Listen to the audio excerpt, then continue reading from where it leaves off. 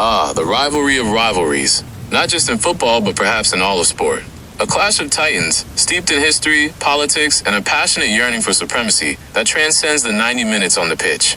Settle in, grab a blanket and some chamomile, and get ready to immerse yourself in the story of the Real Madrid versus Barcelona rivalry, known simply as El Clásico. And if you like what I do, take a moment to tap the like button and subscribe for more sports history, sleep fuel, and comment the time and where you're listening from, as well as any history you want to hear, because this channel is for each and every one of you. Thank you and good night. Our story begins not just on the football field, but in the very fabric of Spain itself. To truly understand the intensity, the fire, the almost existential significance of El Clásico, we must first journey back to the late 19th and early 20th centuries, to the foundational moments of both clubs and the simmering political tensions of a nascent nation. Football, imported from England, began to take root in Spain in the late 1800s. In 1899, a Swiss entrepreneur named Joan Gamper founded FC Barcelona. Just 3 years later, in 1902, a group of students formed Madrid Football Club, which would later be granted the Royal prefix by King Alfonso XIII in 1920, thus becoming Real Madrid.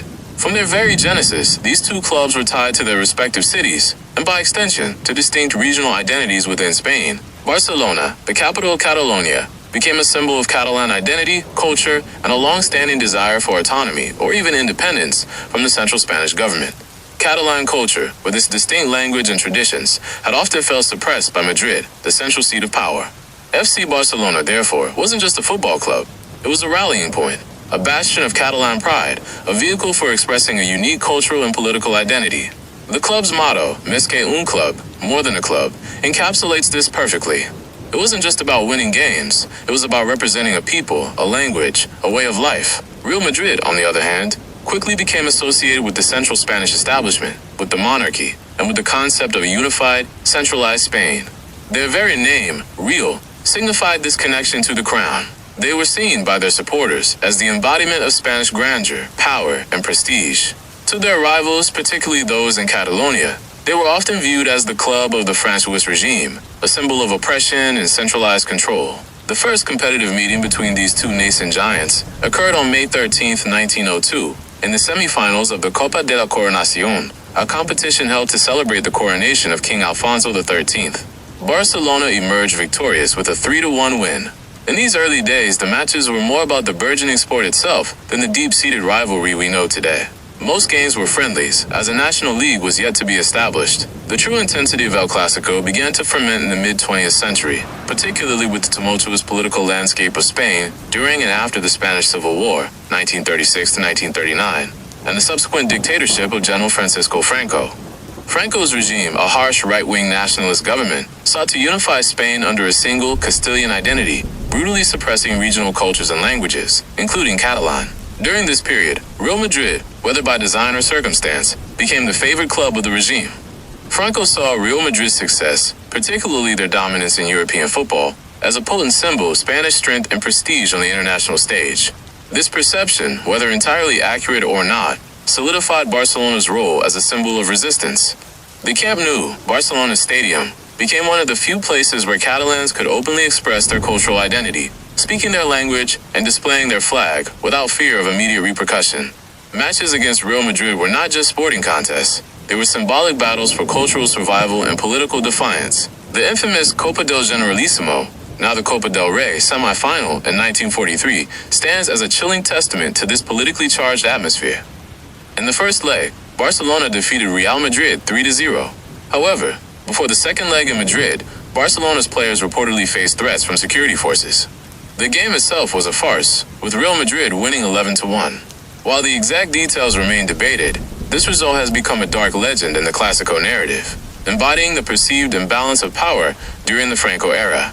For Barcelona fans, it remains a painful reminder of the regime's influence. Beyond the political undercurrents, the rivalry was fueled by a relentless pursuit of footballing excellence and a constant struggle for supremacy. Both clubs strived to attract the best players in the world, and this competition for talent often added another layer of animosity. One of the most defining moments in the rivalry's early competitive history revolves around a single player, Alfredo Di Stefano. In the early 1950s, Di Stefano, an Argentine forward of immense talent, was at the center of a transfer tug-of-war between Barcelona and Real Madrid. Both clubs claimed to have a legitimate agreement with the player and his previous clubs, The dispute was ultimately resolved by a controversial ruling from the Spanish Football Federation, which decreed that Di Stefano would play for Real Madrid for one season, then Barcelona for the next, and so on. However, Barcelona, frustrated by the decision and perhaps under some political pressure, opted to withdraw from the arrangement, leaving Di Stefano to sign permanently with Real Madrid. This decision proved to be a monumental turning point. Di Stefano became the linchpin of Real Madrid's golden era, leading them to 5 consecutive European Cups, now the Champions League, between 1956 and 1960. He was a force of nature, a brilliant goal scorer and playmaker, and his presence cemented Real Madrid's status as a global powerhouse. For Barcelona, the Di Stefano affair was a bitter pill to swallow, a symbol of their misfortune and Madrid's perceived advantage. Imagine the simmering resentment, the what-if scenarios that played out in the minds of Catalan fans for decades.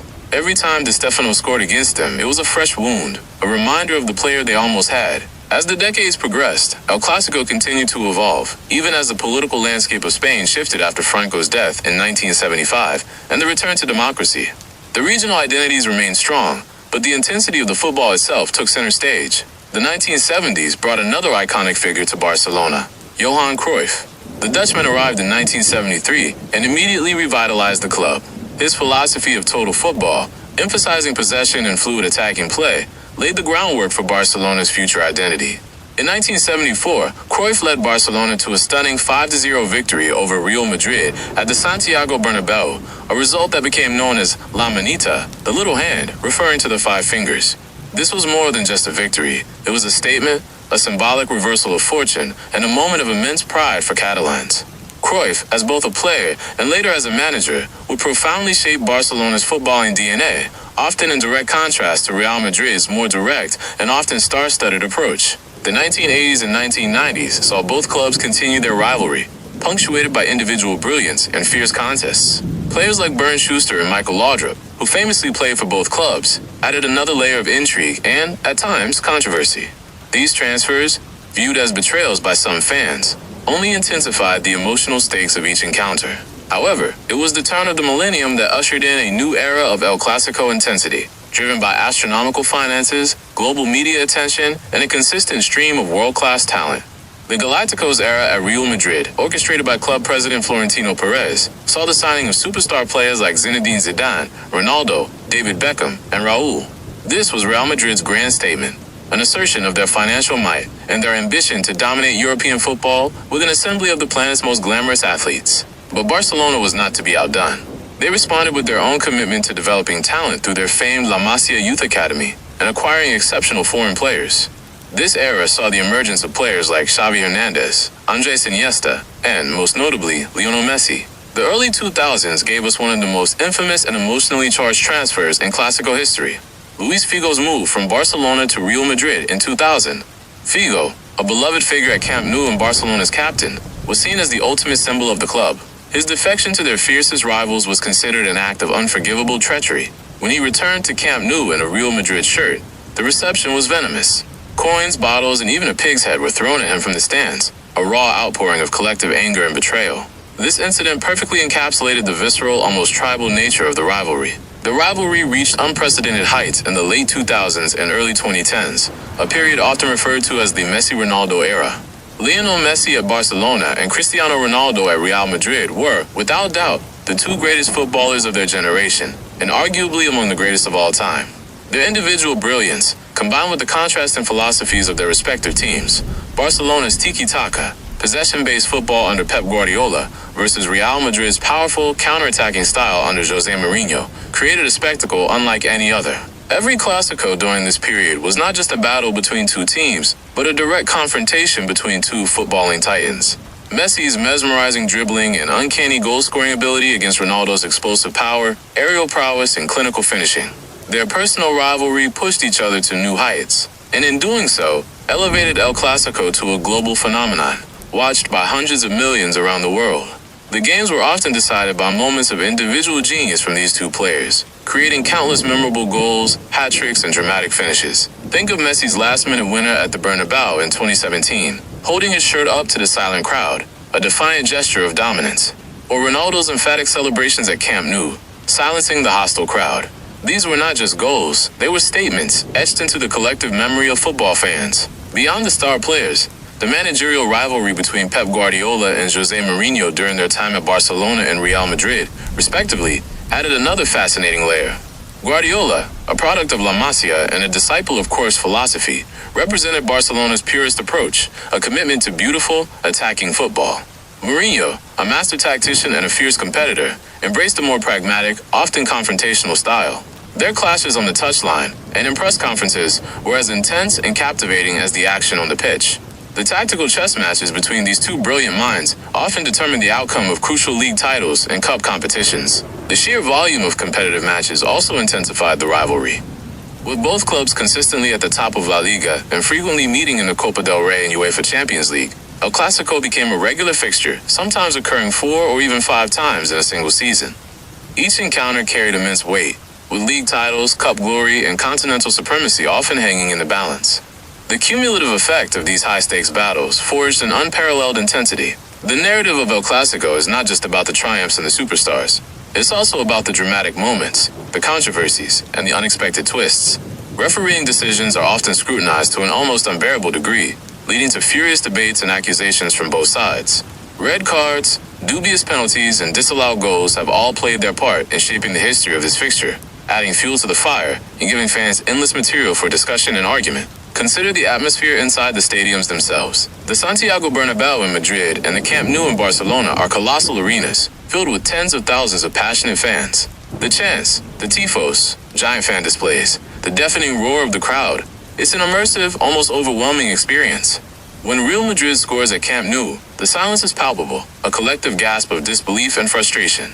When Barcelona scores at the Bernabéu, the joy is explosive, a release of pent-up emotion and a moment of pure, unadulterated triumph. The cultural significance of El Clásico extends far beyond Spain's borders.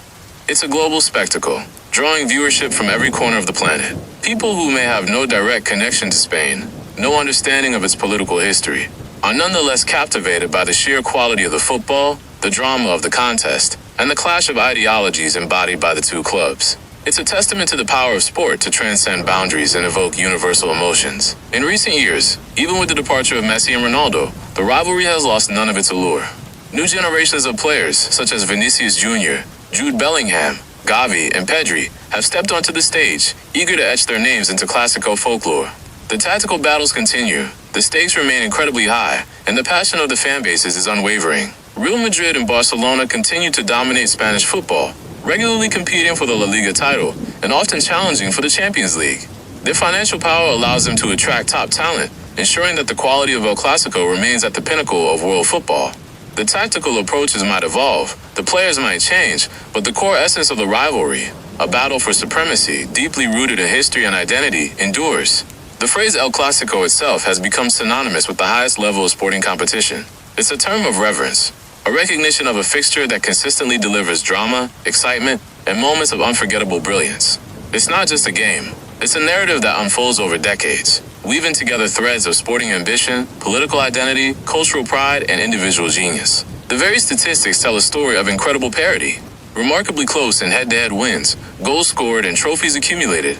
This inherent balance, this constant back and forth, only fuels the narrative. No one club has definitively dominated for too long without the other rising to challenge. This ebb and flow, this pendulum swing of power, keeps the rivalry fresh, unpredictable, and endlessly compelling. Even the summer preseason friendlies between these two teams often draw massive crowds and generate significant media buzz.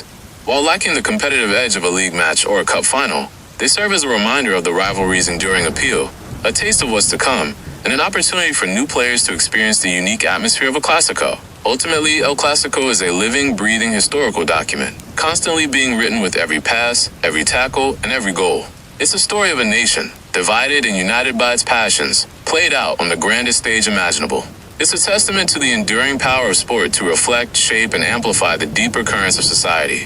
For those who follow it, it's more than just a game. It's a part of who they are, a reflection of their history, their pride, and their dreams. And as long as Real Madrid and Barcelona exist, the fire of El Clásico will continue to burn, illuminating the beautiful, complex, and often contentious history of Spanish football. All right, settle back in. The chamomile should be working its magic now. We've laid the groundwork for El Clásico, explored its political roots, and touched upon some of its most explosive moments. But to truly appreciate the tapestry of this rivalry, we must delve deeper into the individuals who wove its threads. The legends, the icons, the maestros who graced the hallowed grounds of the Bernabeu and the Camp Nou. These are the players who didn't just participate in El Clásico. They defined it, embodied its spirit, and left an indelible mark on the hearts of millions. We'll journey through the careers and backstories of 5 of the greatest players from each side, understanding not just their on-field prowess, but their significance within the broader narrative of their respective clubs and the rivalry itself. Real Madrid legends. 1. Alfredo Di Stefano, the Blonde Arrow, the architect of European dominance. Our first legend, the man at the heart of that contentious transfer saga, is Alfredo Di Stefano. Born in Buenos Aires, Argentina, in 1926, Di Stefano was a footballer ahead of his time. He wasn't just a striker. He was a complete forward, capable of playing anywhere on the pitch, influencing the game from defense to attack. His boundless energy, tactical intelligence, and prolific goal scoring made him a phenomenon. Di Stefano's early career saw him shine for River Plate in Argentina and Millonarios in Colombia, where he honed his skills and built a formidable reputation. But it was his arrival at Real Madrid in 1953 that truly changed the course of football history. As mentioned, his transfer was shrouded in controversy, a tug-of-war between Barcelona and Real Madrid that ultimately ended with him in the white shirt.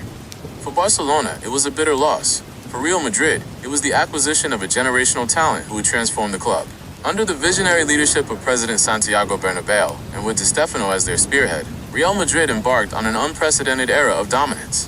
Di Stefano led them to 5 consecutive European Cups from 1956 to 1960, a feat that remains unparalleled in the history of club football.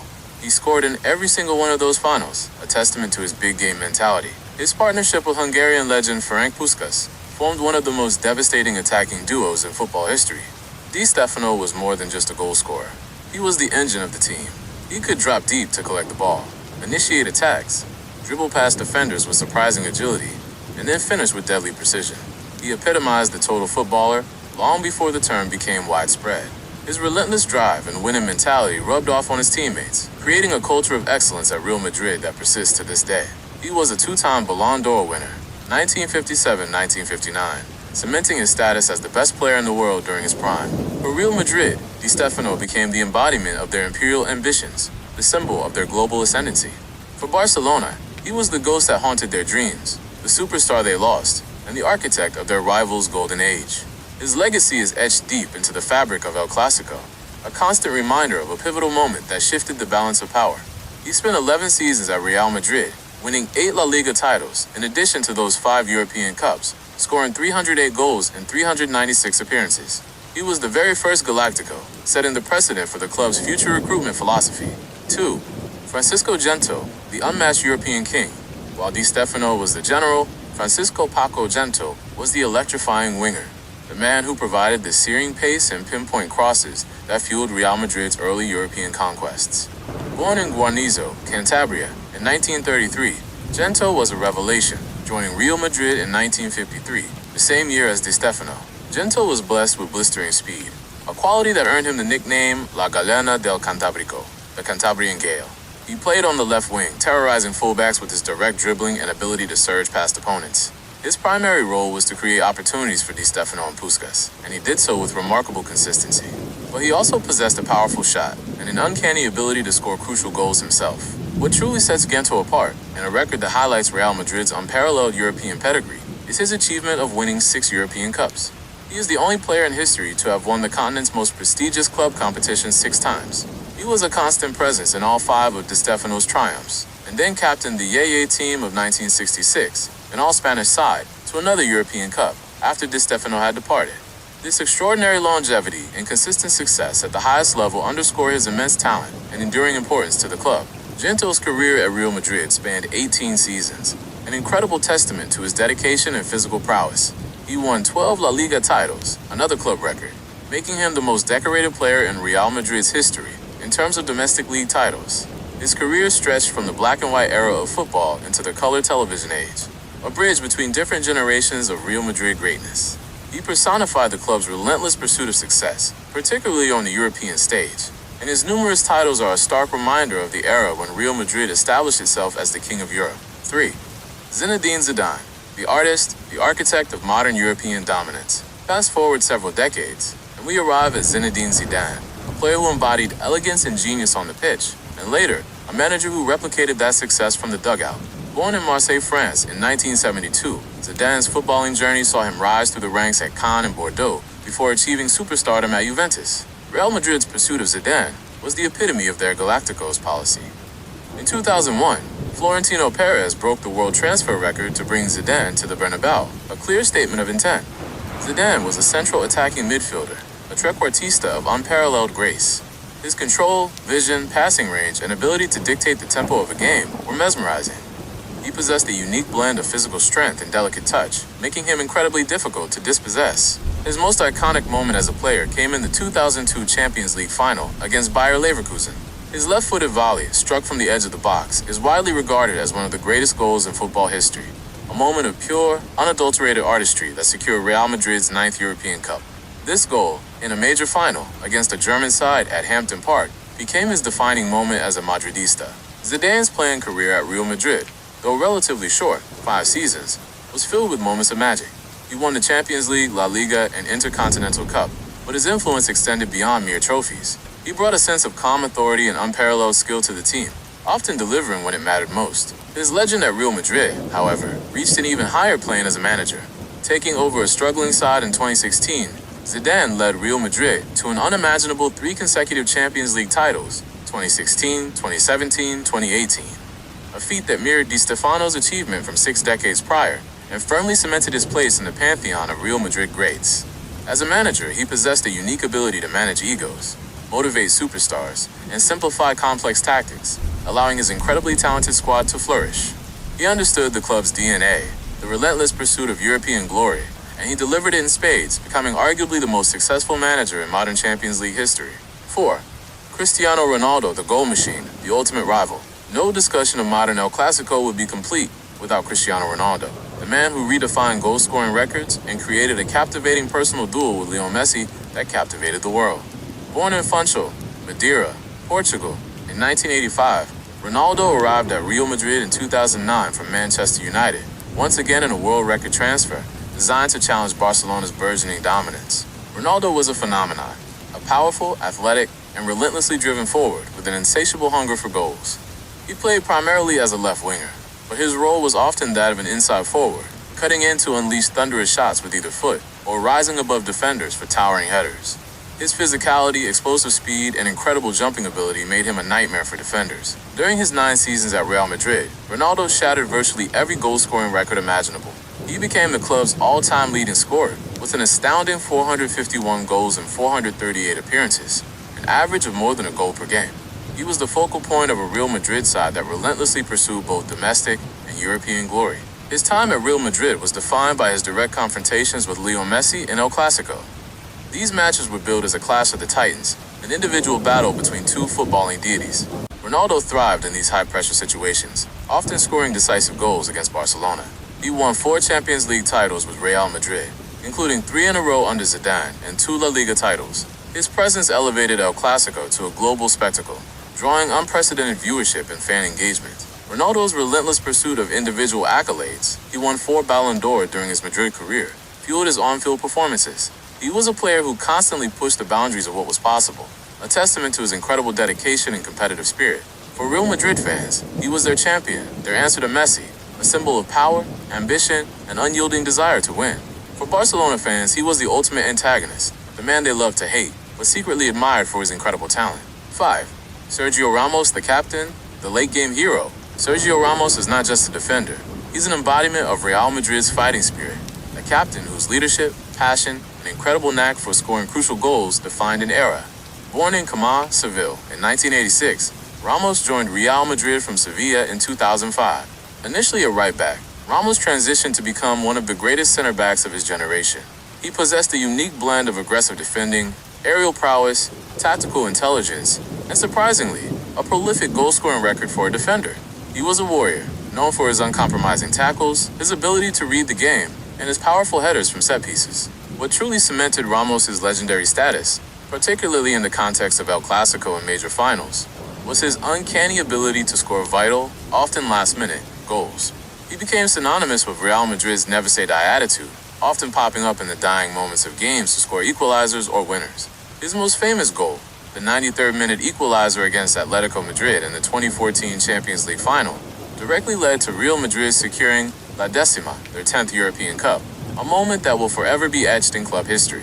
He followed that up with another final goal in 2016, and countless crucial headers in El Clásico and other big matches. Ramos was the quintessential captain, leading by example, both with his defensive solidity and his offensive contributions. He lifted 4 Champions League trophies as captain, along with 5 La Liga titles and numerous other accolades. His rivalry with Barcelona, and particularly with Gerard Piqué, his defensive partner for the Spanish national team, became a personal subplot within El Clásico, reflecting the intense pride each player had in his club. Ramos' aggressive style and emotional reactions often made him a polarizing figure, but for Real Madrid fans, he was their unbreakable leader, a symbol of their resilience and defiance. FC Barcelona legends. 1. Johan Cruyff, the prophet, the architect of tiki-taka. If Di Stefano defined Real Madrid's early European dominance, Johan Cruyff, the elegant Dutchman, laid the philosophical foundations for Barcelona's modern identity.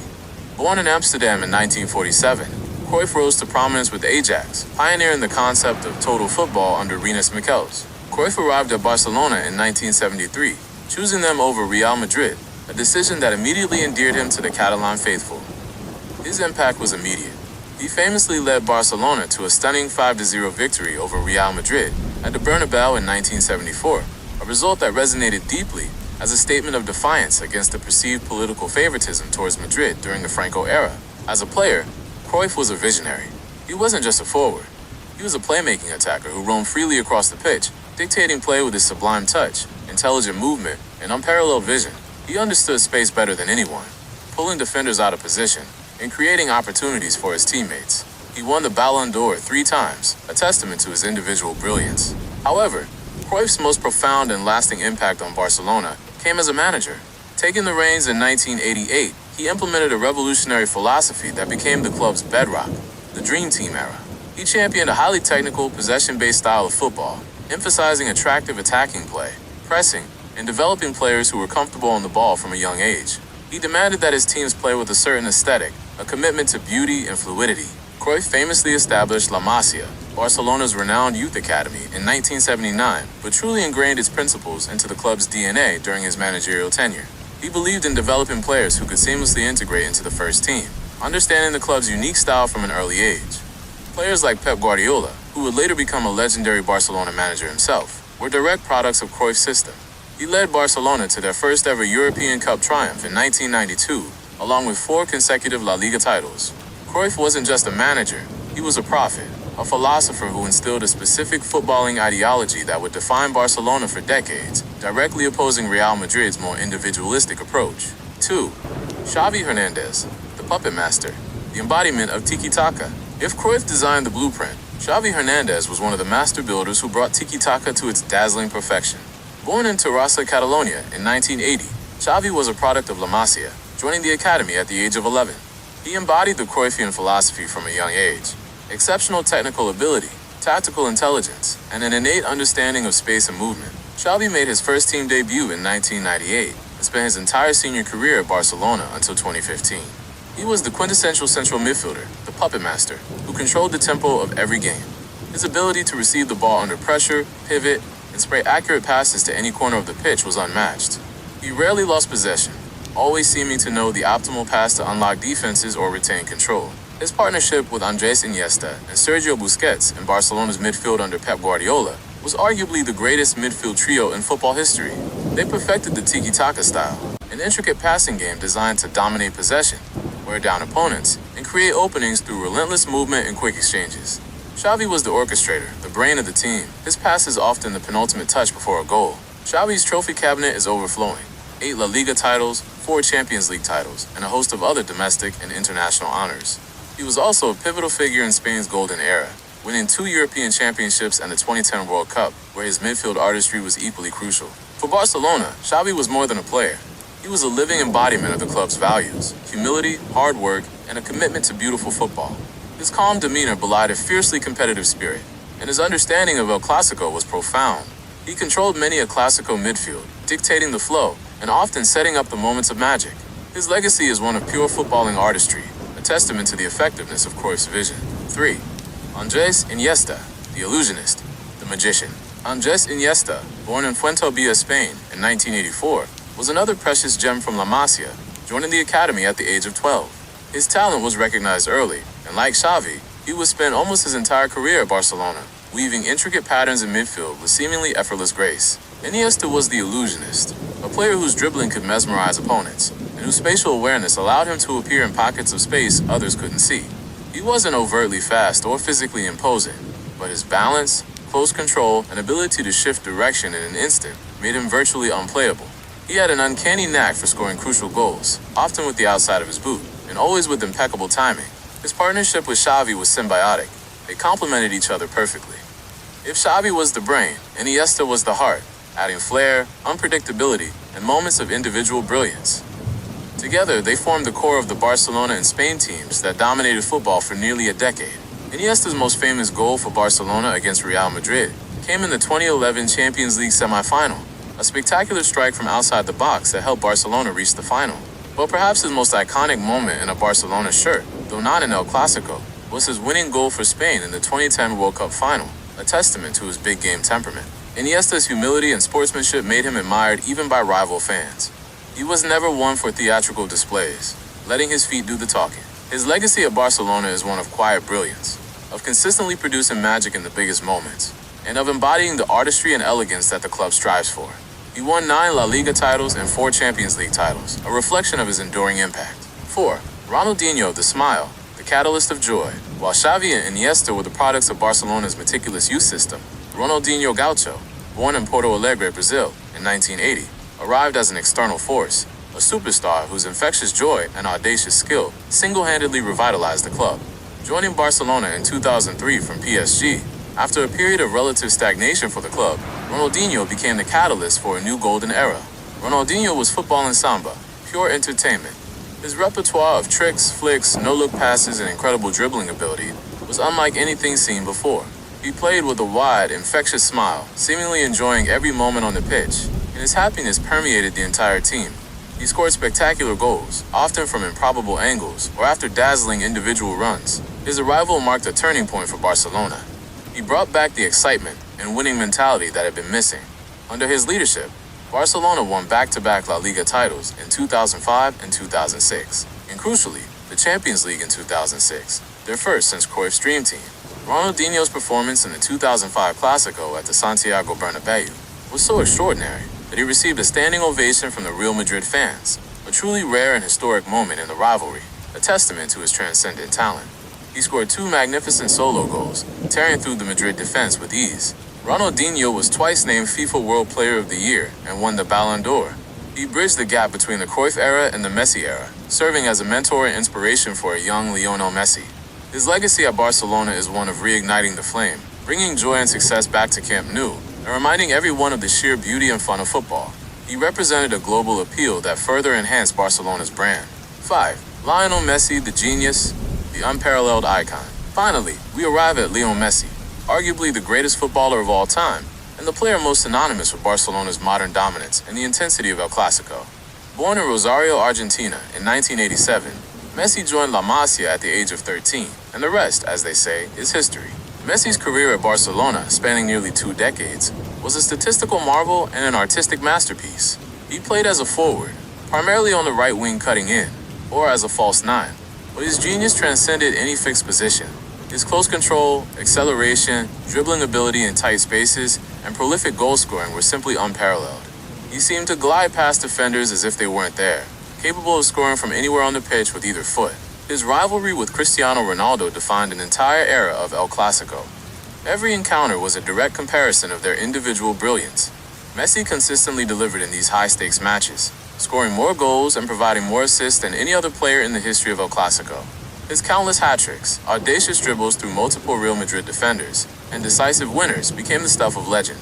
His iconic celebration at the Bernabéu in 2017, holding up his shirt to the Real Madrid faithful after scoring the last-minute winner, perfectly encapsulated his dominance and defiance. Messi led Barcelona to an astonishing 10 La Liga titles and 4 Champions League crowns, along with numerous Copa del Rey and Club World Cup triumphs. He broke virtually every scoring record in La Liga in Barcelona's history.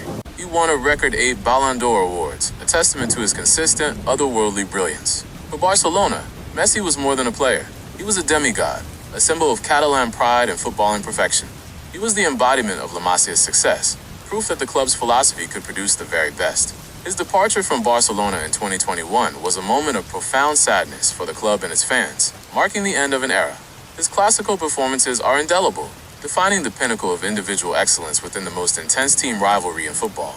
He didn't just participate in El Clásico, he elevated it to an art form, a chess match where his moves were always one step ahead, a symphony where his feet played the most beautiful notes. These 10 players, 5 from each side, represent just a fraction of the talent that has graced El Clásico. But their stories, their triumphs, and their individual battles have shaped the narrative of this incredible rivalry, making it more than just a game. They are the heroes and villains, the artists and warriors, whose legacies are forever intertwined with the history of Real Madrid and Barcelona, two clubs whose destinies are inextricably linked by a perpetual, passionate, and captivating contest for supremacy. The echoes of their greatness still reverberate through the stadiums, fueling the dreams of new generations of players and fans, ensuring that El Clásico remains football's most compelling drama. Here we delve into the very bedrock of the Real Madrid versus Barcelona rivalry, tracing its origins not just to the birth of two football clubs, but to the profoundly divergent historical trajectories and identities of the regions they represent, Castile and Catalonia. This isn't merely about sporting competition. It's a centuries-old clash of centralism versus regional autonomy, of a unified Spanish identity versus a distinct Catalan nation, played out on the grandest footballing stage. The Iberian Peninsula before unity, a tapestry of kingdoms and cultures. To understand the later tensions, we must first appreciate the mosaic of distinct entities that existed on the Iberian Peninsula for centuries. A Visigothic legacy, 5th-8th century CE. Following the collapse of the Western Roman Empire, the Visigoths established a powerful kingdom across much of Iberia. While unifying at times, this period also saw the emergence of regional differences. This pre-Islamic era laid some groundwork for later Christian kingdoms, including early forms of legal codes and political structures. B. The Islamic conquests, 8th century CE, and Al-Andalus. In 711 CE, Muslim forces, primarily Berber and Arab, crossed the Strait of Gibraltar, rapidly conquering most of the Visigothic kingdom. This marked the beginning of Al-Andalus, a period of rich Islamic civilization in Iberia that would last for nearly 8 centuries in some areas. Impact on Castile. The nascent Christian kingdoms in the north, including the Kingdom of Asturias, from which Castile would emerge, actively resisted Muslim rule.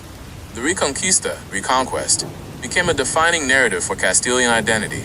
It was a centuries-long, religiously charged military endeavor to reclaim lost Christian lands, fostering a strong, militant, and deeply Catholic identity. This struggle shaped Castile into a powerful, centralized kingdom, with its military and monarchical power closely intertwined with the Catholic Church. The city of Burgos, then Leon, then Toledo, and eventually Madrid, became centers of this Castilian power. The Reconquista instilled a sense of national destiny and a drive for unification under a single, strong crown. Impact on Catalonia, the Marca Hispanica. The Muslim conquest reached into what is now Catalonia. Barcelona itself was under Muslim rule for roughly 80 years, from 718 to 801 CE. However, Catalonia's geography, particularly its proximity to the rising Carolingian, Frankish Empire, shaped a very different experience. The Frankish Empire, under Charlemagne, pushed south, establishing a buffer zone known as the Marca Hispanica, Spanish March, in the late 8th and early 9th centuries. This region, composed of various counties, including the county of Barcelona, acted as a military frontier against Al-Andalus. Feudal development. These counties, while initially vassals of the Franks, gradually asserted their independence. This led to a more decentralized, feudal political structure compared to the burgeoning centralism of Castile. Mediterranean orientation. Catalonia's coastal geography fosters strong maritime trade links with other Mediterranean powers, Italy, Greece, the Levant, giving it a distinct economic and cultural outlook, often more open to European influences than landlocked Castile. Linguistic roots. The Catalan language, a Romance language distinct from Castilian, evolved from Vulgar Latin, influenced by Occitan and local dialects, solidifying a unique linguistic identity. C. The formation of the crowns, Castile versus Aragon. By the High Middle Ages, two dominant Christian crowns emerged, the Crown of Castile and the Crown of Aragon. Crown of Castile became the largest and most populous kingdom, characterized by its increasingly centralized monarchy and its deep involvement in the Reconquista pushing south. Its expansion absorbed diverse regions but generally imposed Castilian law and language. Crown of Aragon was a confederation of distinct territories, including the Kingdom of Aragon proper, the Kingdom of Valencia, the Kingdom of Majorca, and the Principality of Catalonia. Crucially, the Crown of Aragon maintained a pactist system of governance, meaning the monarch had to negotiate with the regional parliaments, courts, for laws and taxes. Each territory preserved its own laws, institutions, like the Generalitat in Catalonia, and customs. This fostered a strong sense of individual identity and self-governance within the constituent parts of the crown, particularly Catalonia. 2. The path to unity, dynastic marriage and suppression. The late 15th century saw a pivotal moment in Spanish history, but one that contained the seeds of future discord. A. The Catholic monarchs, 1469, a personal union, not a homogeneous state. The marriage of Isabella I of Castile and Ferdinand II of Aragon in 1469 laid the foundation for what would become Spain. However, this was initially a dynastic union of crowns, not a political merger. Both kingdoms retained their distinct laws, institutions, languages, and administrations. Castile, with its larger population, stronger military, and control over the burgeoning American colonies, increasingly became the dominant partner. The focus of the new Spain shifted towards the Atlantic and a global empire, often sidelining the traditional Mediterranean interests of the Crown of Aragon. B. The War of the Spanish Succession, 1701 to 1714, and the Nueva Planta decrees. This 18th century conflict proved to be the decisive turning point, permanently altering the relationship between Castile and Catalonia. Upon the death of the last Habsburg king of Spain, Charles II, a succession crisis erupted. The combatants, on one side was Philip, Duke of Anjou, grandson of Louis XIV of France, representing the Bourbon claim, advocating for a centralized, absolutist monarchy inspired by the French model. On the other was Archduke Charles of Austria, a Habsburg, who promised to uphold the traditional fueros, privileges and laws of the various kingdoms. Catalonia's choice, given their history of self-governance and a desire to preserve their unique institutions, Catalonia, along with Aragon and Valencia, largely sided with the Habsburg claimant. They saw the Bourbons as a threat to their cherished liberties. The fall of Barcelona, September 11, 1714. Despite fierce resistance, the Catalan forces, largely isolated after their allies abandoned them, were ultimately defeated. Barcelona fell after a prolonged and brutal siege on September 11, 1714. This date is now Catalonia's National Day, La Diada, marked by significant pro-independence demonstrations, a potent symbol of their loss of sovereignty. The Nueva Planta decrees, Philip V, the victorious Bourbon king, exacted severe punishment on the territories that had opposed him. The Nueva Planta, New Plan decrees, were a series of royal ordinances that systematically dismantled the historic autonomy of Catalonia, Aragon, Valencia, and Majorca. Abolition of institutions, their parliaments, courts, their Generalitat, and their legal systems were abolished. Castilian law was imposed. Linguistic suppression. Castilian was made the official language of administration, legal proceedings, and education, severely repressing the public use of Catalan. Centralized control. The territories were now directly ruled by captains general appointed from Madrid, and all major administrative appointments were made by the central government. Internal borders and tariffs within Spain were abolished, except for the Basque Country and Navarre, which had supported Philip V and retained some fueros, making all citizens Spanish under Castilian law. This was not just a political reorganization, it was a profound act of cultural and institutional subjugation that deeply scarred Catalan identity. Madrid, the capital of the triumphant Bourbon monarchy, became the undeniable symbol of this centralized, Castilian-dominated Spain. 3. The 19th and 20th centuries. Nationalism, industrialization, and dictatorship. The seeds of resentment sown by the Nueva Planta decrees germinated over the centuries, blossoming into distinct nationalisms in the 19th and 20th centuries. A. The Renaixenca, 19th century, and Catalan nationalism. Despite centuries of suppression, Catalan identity endured. The 19th century saw a powerful cultural and linguistic revival, the Renaixenca Renaissance. This movement championed the Catalan language, literature, and history, fostering a renewed sense of pride and distinctiveness. This cultural movement quickly gained political traction, leading to the emergence of organized Catalan nationalism, demanding greater autonomy or even independence. Economic disparity. Catalonia simultaneously became the industrial powerhouse of Spain, while much of Castile remained agrarian. This economic dynamism fueled a sense that Catalonia was disproportionately contributing to Spain's wealth, while receiving insufficient recognition or benefits from the central government. This perception further deepened the resentment towards Madrid. B. The Second Spanish Republic, 1931 to 1939, and fleeting autonomy. The establishment of the Second Spanish Republic brought a brief but significant period of hope for Catalonia. The Republic recognized regional diversity and granted Catalonia a statute of autonomy in 1932, restoring the Generalitat and officially recognizing Catalan language and culture.